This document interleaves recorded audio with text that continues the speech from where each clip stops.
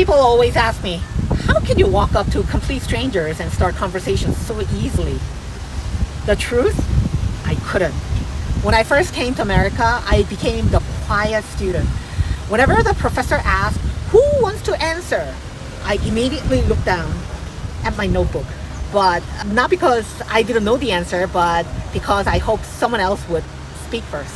When I finally did, my voice came out so softly that I almost disappeared into the room. Every sentence reminded me I had an accent. Every answer made me wonder, did they really understand me or were they just being nice? Then I would watch my American classmates. They weren't afraid to raise their hands. They laughed loudly. They introduced themselves to people they had never met. They carried conversations so naturally, as if rejection wasn't even something they thought about. I admire that. I wanted to learn that. I was an officer in my university's accounting honor society. We regularly invited recruiters and executives from Wall Street firms and the Big Four to teach us how to get hired. One afternoon, a speaker stood in front of the room and said something I'll never forget. The interview starts the moment you walk through the door, not when you ask the first question. The moment they see you, your posture, your smile, your handshake, the eye contact, the confidence between your words.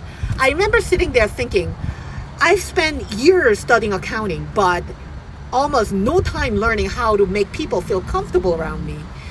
That day, I made myself a promise. If I wanted to change, I couldn't stay inside classrooms. So whenever I had the chance, I traveled alone. Not because I love traveling, because strangers were the safest people to practice with. They didn't know me. They had no expectations of me.